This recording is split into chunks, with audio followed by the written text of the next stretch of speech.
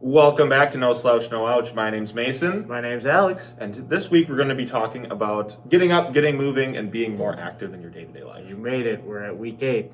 Before you do any exercise, we have to have a little disclaimer. What you need to do if you're having any sort of chest pain or have had any cardiac issues in the past, go in before you start any exercises, get checked out by your doctor, get cleared to do anything aerobically. Yep, and same thing for like high blood pressure and things like that. Just make sure that you're checking these things out or that your general practitioner is aware of them. With that, on to the rest of the video. All right, this week we're going to be talking about aerobics. The guidelines are usually if you're 18 to 65, we want you to be out doing some moderate, vigorous intensity aerobic activity, at least, I think it was 30 minutes, 5 days a week.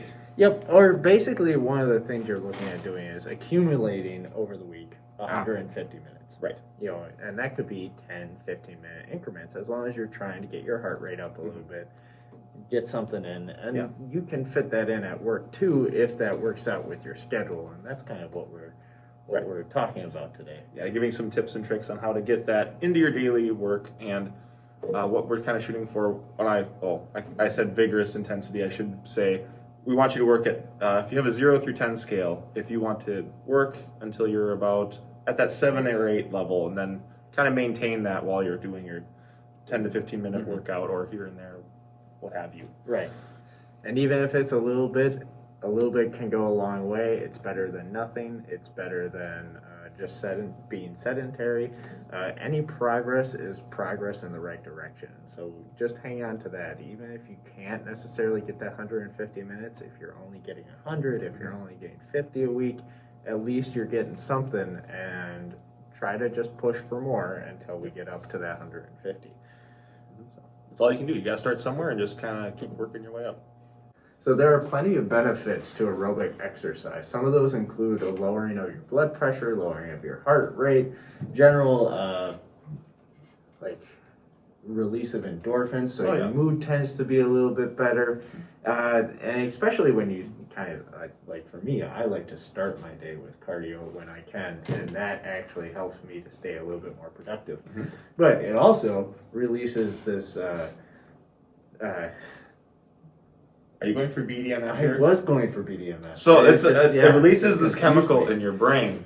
If you exercise, it almost helps you get smarter. Right. It lets your brain be a little bit more plastic, but it helps your brain get smarter. It allows your neuroplasticity, as we call it, to increase. So it's just the brain's ability to adapt to any stresses you put on it. So if you're doing tough math problems, have a long day at work, it might be helpful to do a little bit of exercise before you go. But in general, it's a great way to actually stimulate things. Even if you do a little bit of aerobic activity in the afternoon when you're hitting that slump, as most of us do while we're studying or working, it can really help kind of break through that and help us finish up the day nice and strong.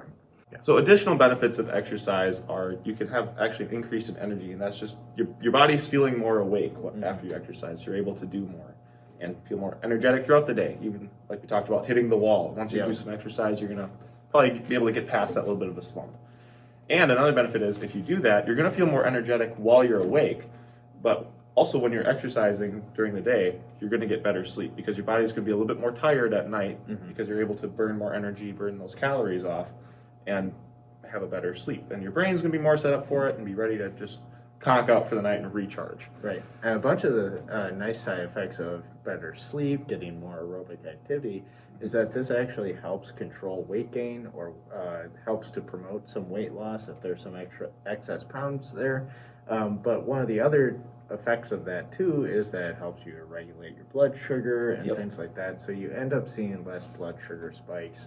You end up getting a little bit less moody around food, and just overall makes the day a little bit easier. Yeah. And one of the final things that we want to talk about today too is think about keeping a journal, or just keeping about something that you can kind of write down, like how much activity you had, but also more importantly, how you feel before and post activity. So what that can kind of do is help you to see the trends in your mood, in your energy levels as you go throughout the day.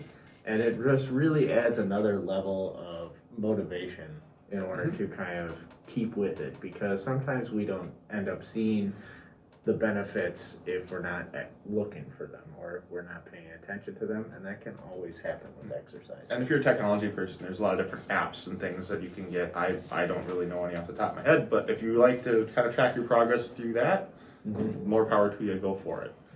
The last thing we're going to talk about is then just kind of building some sort of activity into your day. So if you can take 10 minutes at lunch, or if you feel like it's better for you at night to kind of calm yourself down by going for a walk, getting on a treadmill, doing that kind of thing, find that 10 to 15 minutes a day, wherever it may be, and just kind of put your exercise there.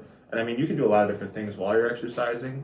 I know a lot of people will read unless they're doing like treadmill walking or doing something outside. They'll call a friend if they're going for a walk. So anything, if you want to take your mind off of what you're doing while you're actually doing exercise, that's a-okay. Just make sure you're getting up, moving around throughout the day as much as you can. Exactly.